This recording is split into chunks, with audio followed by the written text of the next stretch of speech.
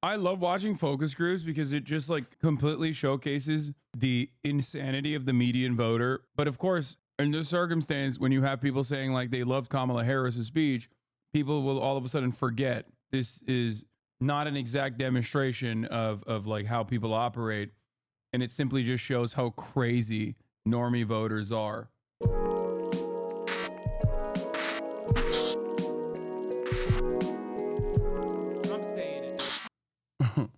This is funny too. They're making fun of like the New York Times fact check.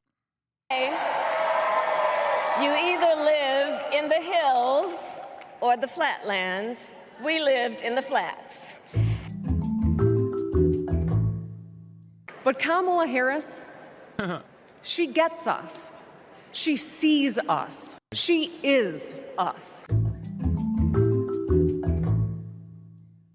Thank God, dude. The media is unbiased, and they showcase that. Okay, they showcase that. Thank God. Bring in Democratic strategist Joel Payne, a CBS News political contributor. Joel, good morning to you. This is your line of work. Who cares what I think? Do you have any notes or compliments for the vice president? Well, look, I'm a baseball fan, a tortured New York Mets fan. She pitched a perfect game last night, but, you know, just talking a little bit more about athleticism, I think last night was a feat of political athleticism. Not just last night. That speech was difficult, the valleys that she navigated, the way she continued to keep that coalition together. What? But look at the last month. Look at what Kamala Harris has done in 31 days since July 21. She's consolidated the Democratic base. She's rewritten the political map. And she shifted this race from a conversation with two octogenarians, near octogenarians, talking about the past to one talking about the future. Kamala Harris may or may not win this race, but she has created political relevance for herself that will go well beyond what we saw last week. It was a patriot. That is objectively untrue. Kamala Harris is a lifelong machine politician and a straight up generic Democrat. And the reality of the matter is that if she doesn't win this election, she's toast. Patriotic speech. It was a speech that was very strong on defense, a lot of pride and talk of democracy. What does she need? This is a script they're going to give you if you go in 2028. Democratic presidential nominee Kamala. The undecided voter said Harris's speech made up their minds. Here's why. We got to watch this one. This is manufacturing consent. Need to do now to take this excitement and then the next 74 days turn it into votes? Yeah, well, Tony, that's remarkable, too. She reclaimed that freedom mantle. It was one that Joe Biden talked about in the frame of democracy. Kamala Harris has reframed it in a way that widens the circle of potential voters that Democrats can go for and potential routes. What she needs to do going forward is she needs to think about what does she want to do in terms of building a winning coalition. Does it look more like Joe Biden's 2020 winning coalition, or does she look like a 2008, 2012 Barack Obama coalition, which is more reliant on voters of color, African-American voters, young voters? I imagine the folks in Harris High Command are thinking about things like that this morning. Joel, our man in Washington, Major Garrett, is in New York this morning, and he's got a question for you as well. Sure thing. Good morning, Joel. When you give a speech like that last night, you have to talk about foreign policy and national security. Kamala Harris did that. Ukraine unifies the Democratic Party. The war in Gaza does not. She was very specific about that. Evaluate what she tried to accomplish and the divisions within the party on that underlying issue. Yeah, Major, it's a good question. I mean, I talked about that political athleticism again and the deftness. You could tell her in the building, she was riding kind of the emotion and the energy of the crowd. She did it in a way that, frankly, you know, we think about who the previous Democratic nominee was, Joe Biden. That would have been a very difficult speech for him to give, one, given the political baggage that he's dealing with, but also the skill, the ability to have the crowd understand that there are things you need to say, but also getting the crowd to a place where you understand where the United Democratic Coalition, the United Democratic Party is. I think she did that, and I think she continued to give herself flexibility to have credibility on that issue. Yeah, Joel, she really hit the Palestinian-Israeli question, I would say, perfectly. Yeah. Security for the Israelis, dignity and sovereignty for the Palestinians, that is the equation. Yeah. Implementing it, of course, is another matter. By the way, not all that different from where Joe Biden is. It's just a matter of the messenger, and does the messenger have the credibility, and does she allow for the hard work to be done for peace to be brought about in that region of the world. I think she continued to do that, and she was able to manage it politically. Joel, thank you very much. Major, as I sent it back to you in New York, I said it was hard to hear some of the speech because there was so much applause in the arena, but I got a copy of it here. There's so much that stands out describing her approach to leadership, and there's a note here where she says to the audience she'll be a leader who leads, yes, but also who listens. That stands out this morning as well. They're saying the same thing you said, but from a glazing angle, not at all different from Biden. I know. It seems like Jon Stewart was critical, but in a funny way, and said the exact same things that I said. Okay, but people didn't get mad at him. It seems to me like CBS Mornings is saying the exact same thing that I said, but this time as a positive, right? And no one's getting mad at them. Once again, the reason why I'm pointing to this is because people are not reacting to the actual statements. They're reacting to the fucking vibes. People, I make you feel bad because you want unconditional loyalty. You are understandably afraid of a Trump presidency. And you think that like I am going to be able to change the outcome of this election single-handedly if I don't just defend Kamala vociferously. But understand that ultimately what I'm saying is correct. Okay? Hero. Now we'll watch the undecided voters that said Harris's speech made up their minds. Well, Harris, because this will this was a banger from the undecided voters' minds at this portraying point. herself as an underdog candidate and a fighter, she addressed her party's convention on this closing night here in Chicago. Right now, we're getting a reaction to the vice president's speech from some undecided voters in the crucial battleground of Pennsylvania. Seeing as Gary Tuckman is in Allentown. So, Gary, who's with you, and what are they saying about the speech? Well, Anderson, we do come to you from Allentown in the heart of the beautiful Lehigh Valley in eastern Pennsylvania, and we are with 8 residents of the Lehigh Valley who've been watching television with us tonight and watching Kamala Harris's speech. I do want to say they all have something in common, as you said, Anderson. None of these people before tonight have made a decision about who they will vote for in November. And at least one person here before tonight wasn't sure she was going to vote at all because she doesn't like either of the candidates. Also, what they have in common, 5 of these people, they are all 5 of them loyal union members from the UAW local, United Auto Workers, here in the Lehigh Valley. So thank you all for being here. First thing I want to ask you, I want you to grade the speech, okay? A is excellent, B above average, C average, D below average. We all know what F is. Let's start with you. How do you grade the speech? I gave her a B+. B. B+. A. B+. A. A. C. C. So mostly A's and B's with 1 C. I want to ask you why you made the decision you made. First of all, we start with Scott, who is the president of the UAW local here in the Lehigh Valley. Scott, what grade did you give it again? B+. How come? I gave her the high grade because I thought she looked very confident. I liked how she spoke from her heart. I liked her message of unity and the division that we have in America. I like her fight for the middle class and families. The reason I didn't give her an A. I love watching focus groups because it just like completely showcases the insanity of the median voter. But of course, in this circumstance, when you have people saying like they loved Kamala Harris's speech, people will all of a sudden forget that like this is oftentimes not an exact demonstration of like how people operate, and it simply just shows how crazy normie voters are. A was I thought she needed to go into a little more detail on some of her plans, of how she would, do some of the things that she envisioned. Okay, Lindsay, you're in sales. You're the person who wasn't sure she was going to vote for anybody because you don't like either of these 2 candidates. I'll ask you more about that in a minute, but first, what grade did you give the speech? I gave it a B. How come? I thought it was a good speech. I mean, she did what she was supposed to do. I liked that she was talked about her upbringing, made it feel a little more like personal. But yeah, I thought it was a good speech. Okay, Andy, you're also with the UAW. You make cars and trucks for us Americans, so thank you for that, along with the rest of you. Your grade again was? B+. And how come B+? I liked her plan for the middle class. Like my wife's a nurse. I'm an auto worker. I'm as middle class as you can get. I just felt like she should go a little more in depth. But I guess I understand you can't really go as in depth in these speeches. But a little bit more would have been like nice. Okay, Donna is your mother. Yes. Donna's a retired dental hygienist. Donna, what grade did you give it again? I gave her an A. And how come an A? Because she hit all the points that I wanted to know about. I wanted to know more about her economic policies, her foreign policy. I know she.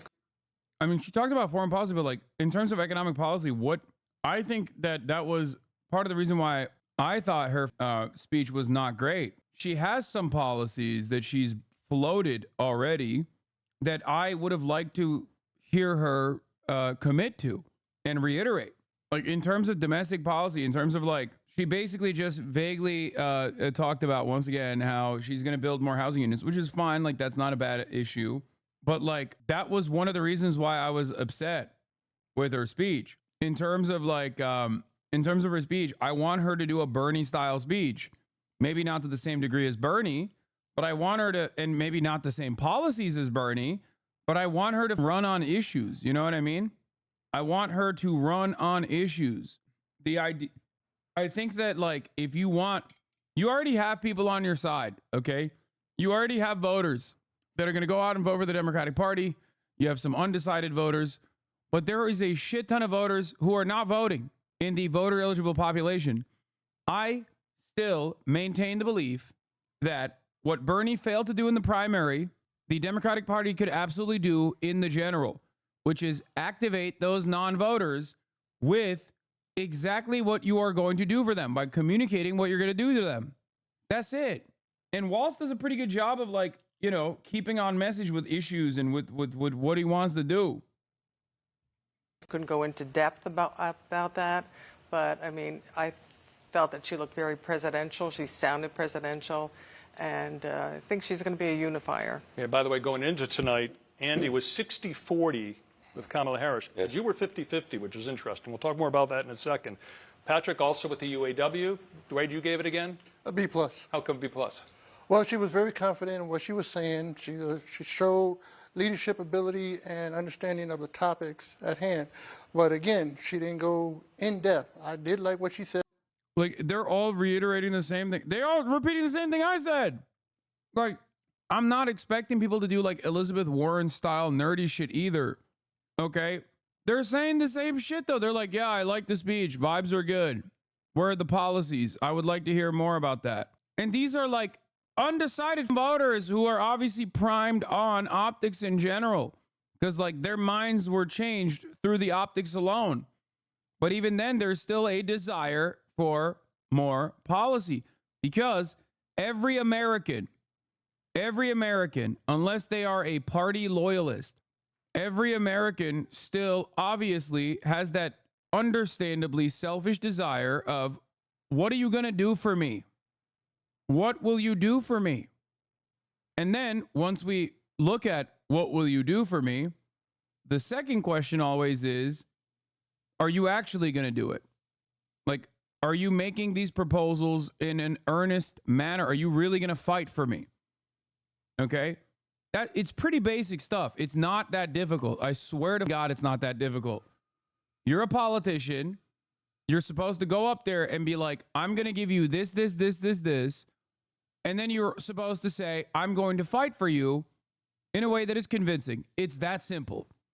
That's what politics is supposed to be about. Chomsky on voters in Vietnam, very relevant. To answer why people are mad at me, from what I can see online, differences, the vibe you give is speech is trash and it's all terrible. F this, since your tweet said that law, but these people plus jank and media, our speech is amazingly good, well delivered, A+, just need more details. No, not these guys. Jon Stewart literally also said that the DNC vibes were, he didn't say it was A+ at all. But you're right. I do use more direct language because I'm tweeting it. But that's not what I was talking about. I'm also talking about how people receive it in here. People's reactions in this community were also very aggro. Like, they found it ridiculous that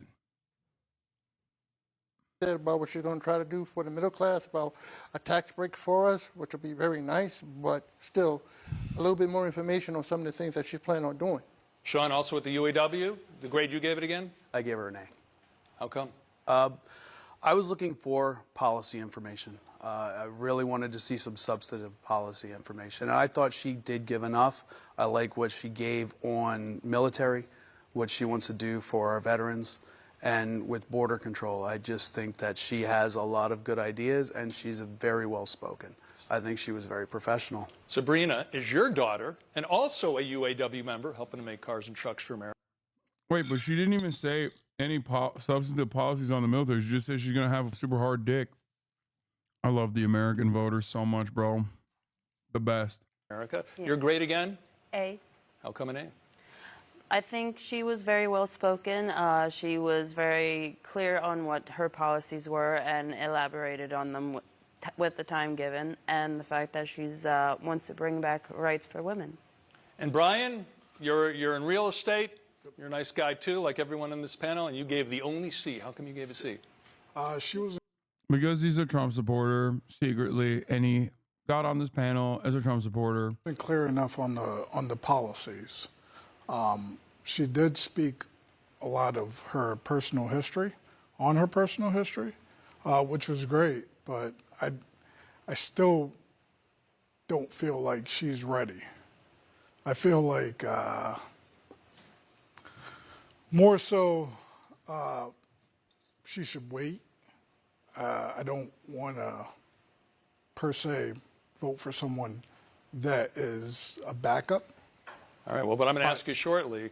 You're obviously not ready to vote for Kamala Harris. Right. I'm sure about that. Right. But what I want to ask all of you all together at this point, like I said, none of you were ready to make a commitment to any candidate in November.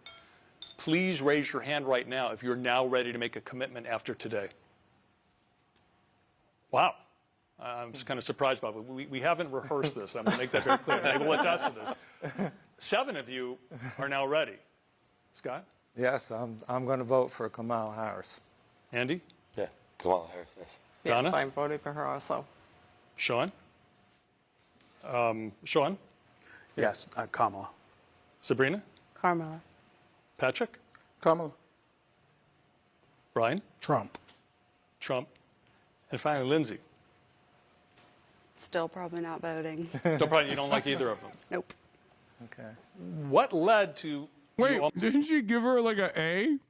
What the fuck? God, I love focus groups, man. Bro, this is why I love focus groups, because it shows the absolute depravity and the lack of coherence in the mind of an average American voter, dude. She said it's a B+, and I still am not riding. She's like, I love that speech. I gave it a standing ovation. And if you think I will vote for her, you're delulu. I respect the commitment that people have to just being impossible to decipher. It's pretty cool. While making a decision, was it that decisive of an evening, Scott? Yeah, I really, as I said before, I really liked her comment. Like, she could be a single issue voter or whatever, but like, you have to remember, then why did she rate her a B+, like her speech?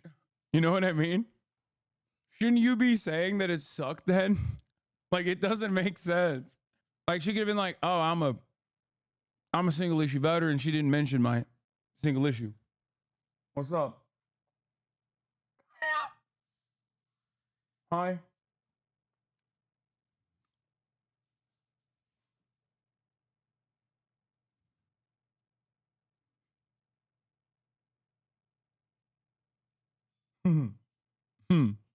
Look at that little tail wag.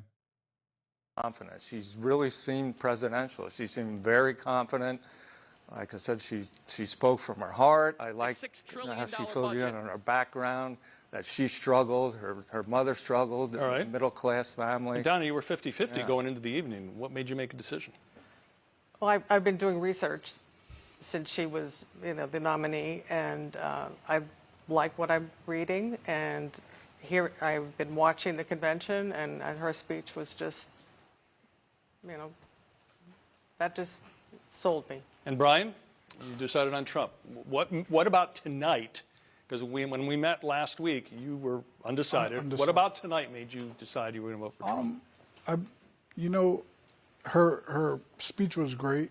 I like how she went into personal history again. It was just not moving for me. But it made you think that Trump's a better candidate than her. He's here for it.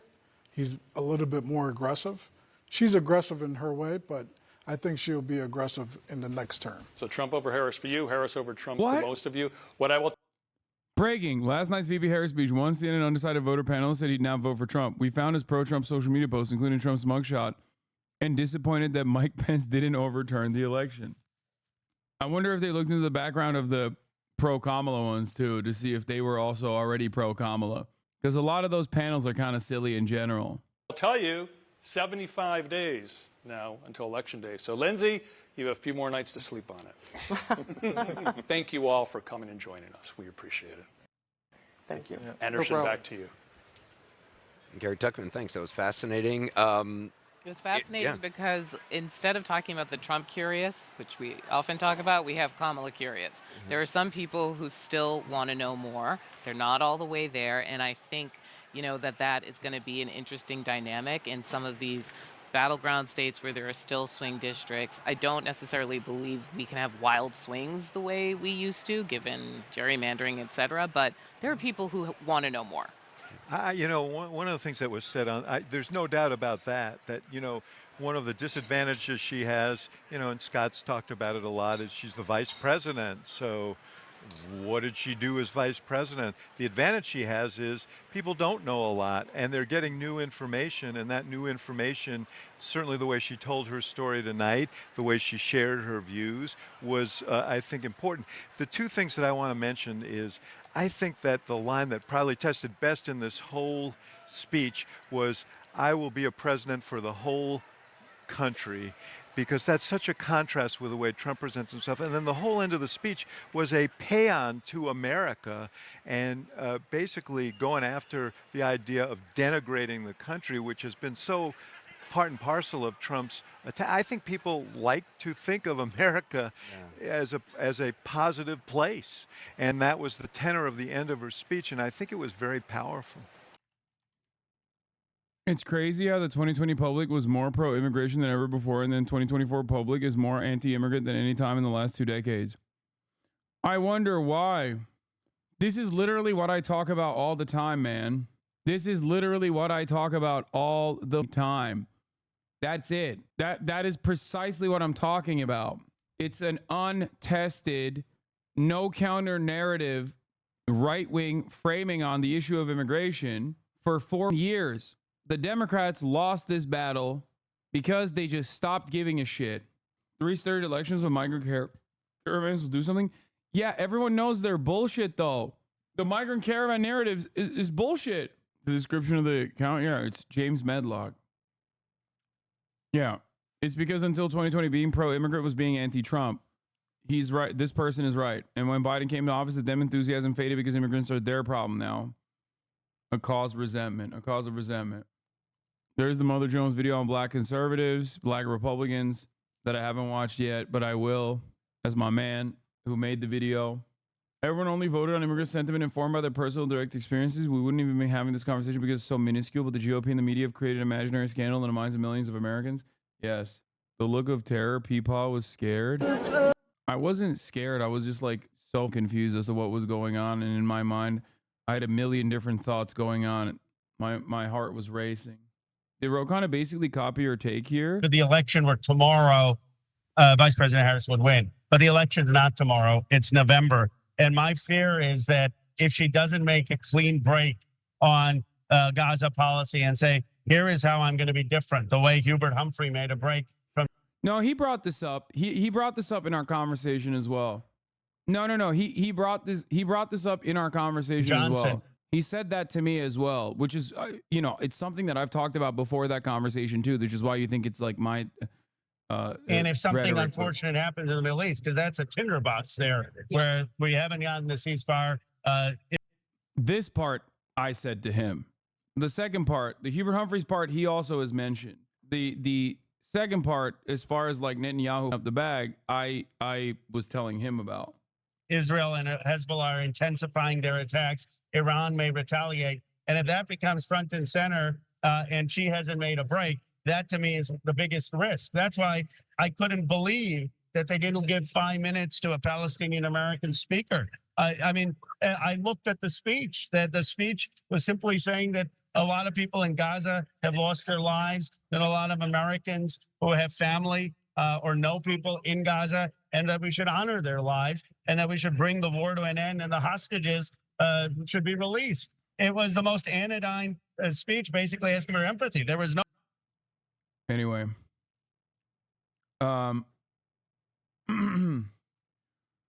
let's continue with this. Kamala Harris talks but takes no action from Trump. Now we're going to move on to the Trump shit. Okay, and this is important. Okay? Joining us now by phone, the 45th President of the United States, former President Donald Trump. Mr. President, thank you for joining us. You were truth socialing along this speech. What is your first reaction to it real time tonight? Well, the biggest reaction is why didn't she do the things that she's complaining about? All of these things that she talked about, we're going to do this, we're going to do that, we're going to do everything.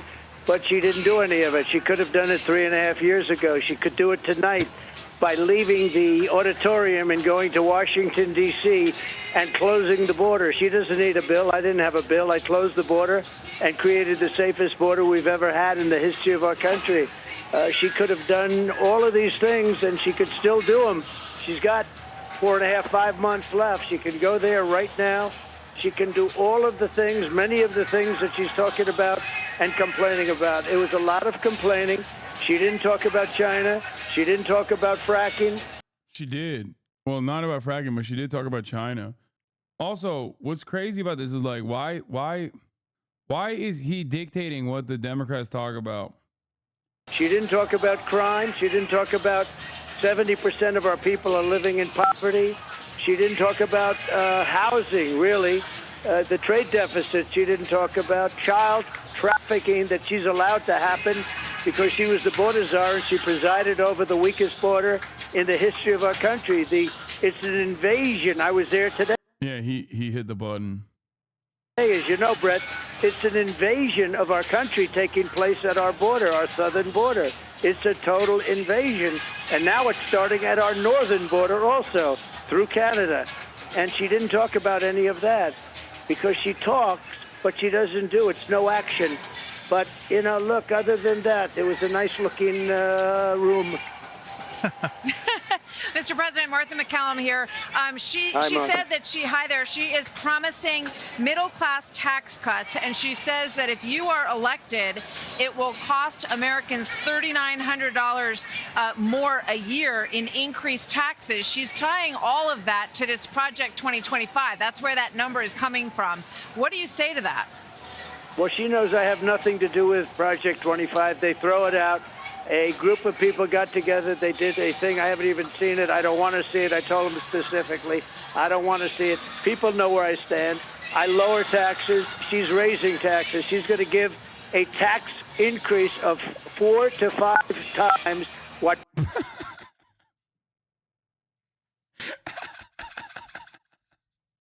Yo, he needs to stop. Yo, he needs to stop doing that. That's so funny. Oh, that's so good. Man, Trump is really killing it. Grandpa, here goes Grandpa. Bro, by the way, those things do matter, especially now, because he's no longer against Joseph. What is going on with you? Why are you coughing? Why are you dry heaving? Ew. Get out. Go eat your food. You're dry heaving. People and companies are paying right now. The country will go into a depression if they do it. She didn't talk about interest rates. I mean, the interest rates are now getting close to record rates. People can't do business. Nobody can borrow money. People can't go to the American dream and buy a house because they can't afford the interest rates. And even if they could, the money isn't available. She didn't talk about any of that. No, if she got in, look, she's a Marxist. She always was. She always will be. She's going to leave the border open. I was there today, and the Border Patrol, as you know, gave me total endorsements and all of that. I've gotten endorsed by almost every major police group in the United States.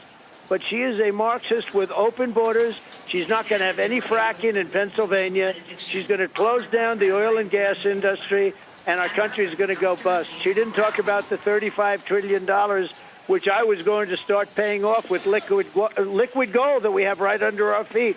We were going to start paying off debt, lowering taxes still further. And Damn, bro. The Fed is in the tank for Kamala, dude. The Fed is in the tank for Kamala is so Jover for Trump. You know his ass is going to be chirping about this. He'll be like, I should control the Fed. Class analysis at DNC. Is this going to be Chris Cuomo again? Oh, no, it's this guy. Yeah, this guy's dope. I'm actually kind of surprised they let him speak, but I like this guy a lot. But yeah, all of those Truth Social tweets that he was tweeting out and everything else since then, I feel like I don't know. It's just he's flailing around. And, you know, she wants to raise the taxes on corporations. What they're going to do is pick up and move to another country, like the pharmaceutical industry moved to Ireland. My dad believes Kamala is a communist. So does mine. God, Americans are incredible. Incredible. Ireland, and they moved to other places. Many of these industries were... Coworker said this to me today. Yeah, no, it's a coworker take for sure. Isn't that Kamala a communist? Just they're international companies.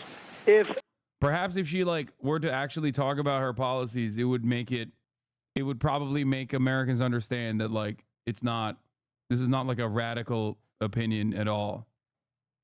She raises she's not a radical person at all. Even if she were to actually commit to, bro, Trump literally said if Kamala Harris is elected, every American will have health care. That's communism. Okay?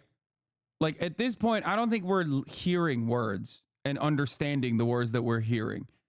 We're hearing, we're not listening. Okay? That's crazy. He said that as an own. He said that as a bad thing. What is happening in this nation? We've gotten dumber and dumber over the course of these past couple of decades. It's wild. Taxes like she wants to do on companies. There go those jobs. I'm more interested in the jobs than the companies. But there go those jobs. And what's going to happen, Martha, they're going to pick up.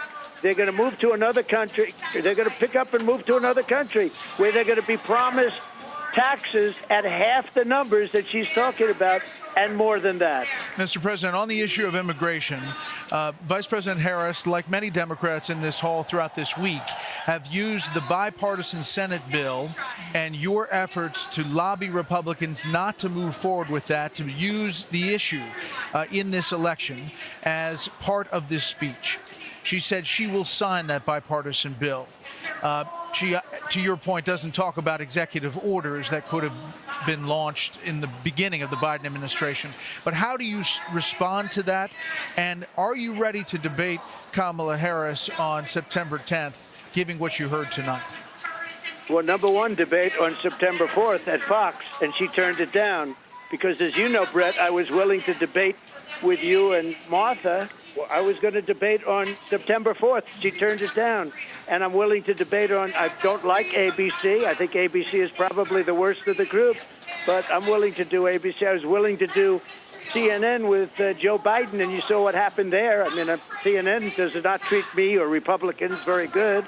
But I was willing to do it because it was the only way I could get to debate him and ask him how that turned out. But look, I am willing to debate, and I think we should do much more than one debate. But you know better than anybody, I'm ready, willing, and able because I told you yes, and she turned you down. And on the immigration issue? On the immigration, it's very simple. The bill was horrible. It would have allowed millions of people to pour into our country. Would have been horrible. It was a horrible bill. It was a joke. She doesn't need a bill. I didn't have a bill. I closed the border. I had the safest border in the history of our country. I closed it up. As president, now she'll have to get Joe to do it, but she could probably have a lot to do with that, right? Now Joe's missing. He's on a beach in California. But you know what? All she has to do, or all he has to do, is say, I want to close the border. The border is closed as of now. They don't need bills. They don't want to close the border. I stood at the border today in 100-degree weather, and I will tell you, it's a dangerous place. And I was being told by Secret Service and a lot of other law enforcement, sir, it's really dangerous here. I think it's time to leave. You wouldn't believe the things that I saw at that border. She's the border czar. Now she wants to deny that, but she's the border. In any event, she was in charge of the border. She's the worst border czar in the history of the world. There's never been a border so unsafe as this one. 20 million people have poured into our country, many of them from prisons and jails, from mental institutions and insane asylum, and record number of terrorists. And other countries are releasing their prisoners from their jails. They're emptying out their jails into the United States of America because of her incompetence and her bad border policies. She is a horrible, horrible person to run this country. We won't have a country if she gets elected. Let me ask you this, sir. There has been a huge appeal and momentum for women voters. She's trying to pull the youth vote, the Hispanic vote, the black vote back in her direction. Polls show that she's having some success in that at this point. So what are you going to do? What's your strategy to rebuild the momentum that you had with those voters? No, she's not having success. I'm having success. I'm doing great with the Hispanic voters. I'm doing great with black men. I'm doing great with women because women want safety. They want safety. And they don't have safety when they have somebody allowing 20 million people into our country, many of them very dangerous people. No, it's only in your eyes that they have that, Martha. We're doing very well in the polls. We're leading in most of the polls. And in the swing states, we're leading in almost every one of them. Mr. President, let me interrupt. The auto workers are voting for me because you're not going to have an auto industry if she gets elected. They're going to all electric cars. All electric cars are going to be made in China. And you're not going to have, you literally will not have an auto industry. The United Auto Workers ought to be ashamed of themselves. They sold the workers down the tubes. Two quick things as we wrap up here, Mr. President. Tomorrow, do you expect to be endorsed by Robert F. Kennedy Jr.? And are you making a specific effort in Georgia to make up, if you will, with the governor of Georgia, Brian Kemp? Well, I just saw Brian on a very good man. Did you ever hear of a man named Sean Hannity? And he was interviewed by Sean Hannity, and he was very nice, and he said he wants Trump to win, and he's going to work with me 100%, and I think we're going to have a very good relationship with Brian Kemp, and that was on just before you people went on with that speech that we just listened to. And RFK Jr.? It just happened. And as far as RFK, I've had a great relationship with him over the years. I respect him. He respects me. I have no idea if he's going to endorse me.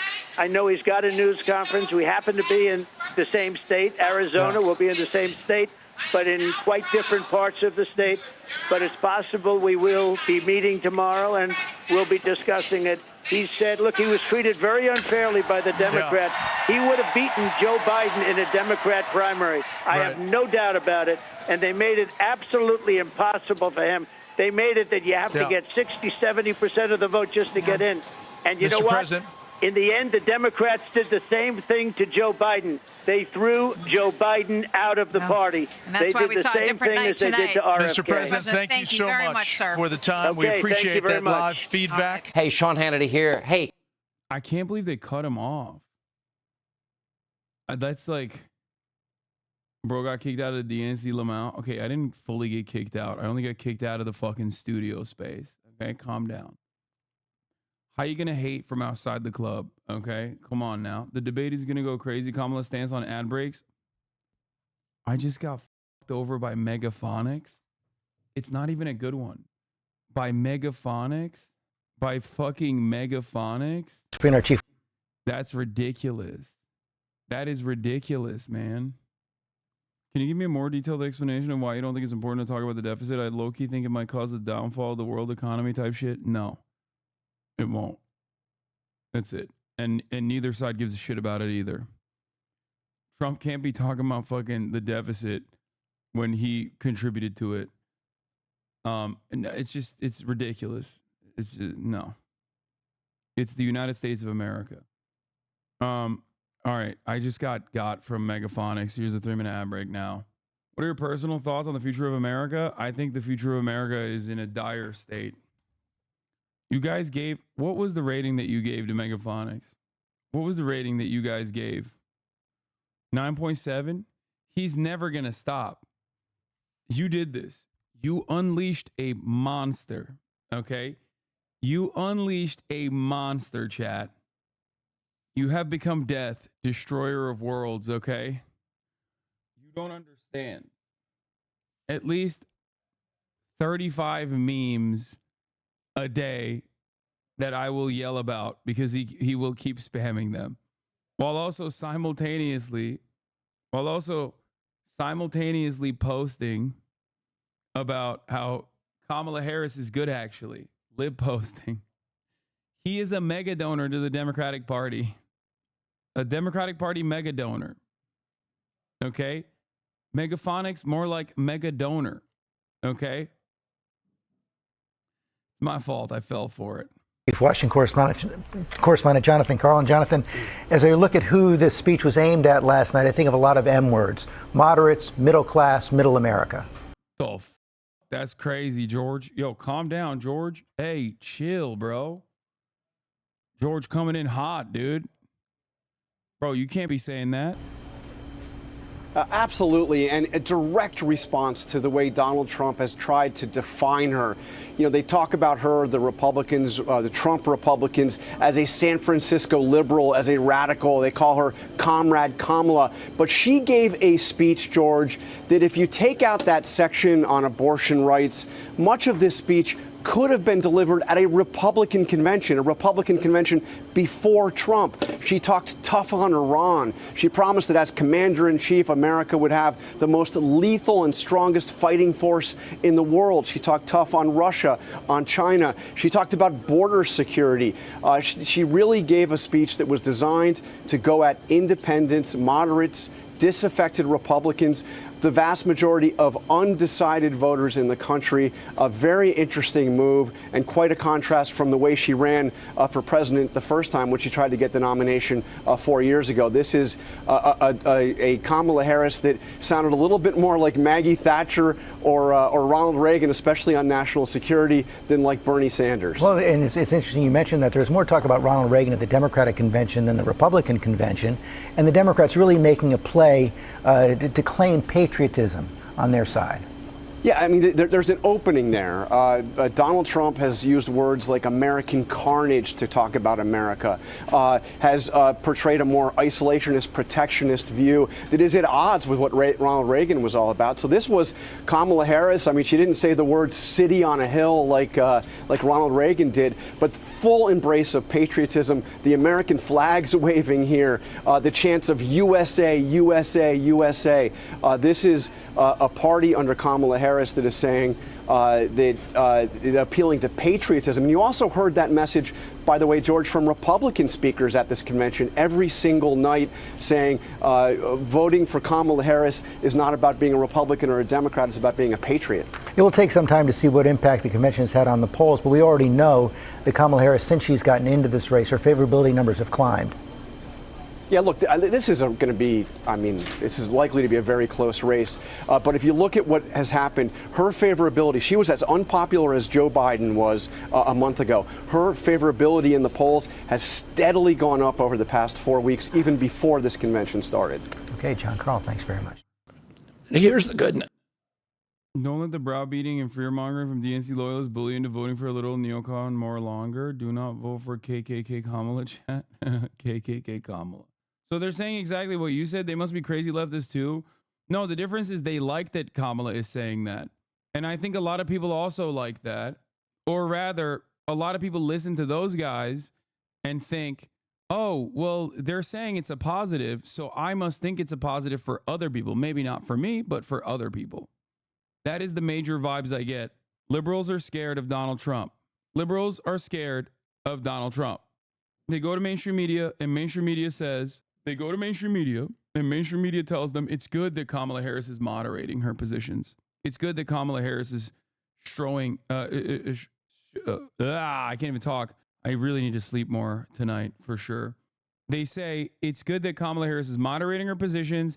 It's good that Kamala Harris is showing a strong commitment to the American military, right? And I think they see that as a positive, or they're taught to recognize that as a positive. So then when someone looks at that exact same thing and says, this is a negative, actually, this is scary for the future of America, then they go, fuck you. Why are you saying that? It's funny because a couple weeks ago, I was saying this exact same thing about my worries. Actually, about my worries about the Democratic Party doing this exact same thing. I literally said, I'm waiting and I'm seeing, but I am actually terrified that the Democrats are going to rely on their worst instincts, run scared as they have before in election cycles where they've lost, and try to moderate their positions once Republicans start calling them radicals. And that is precisely what happened. Of course, I'm not going to be happy.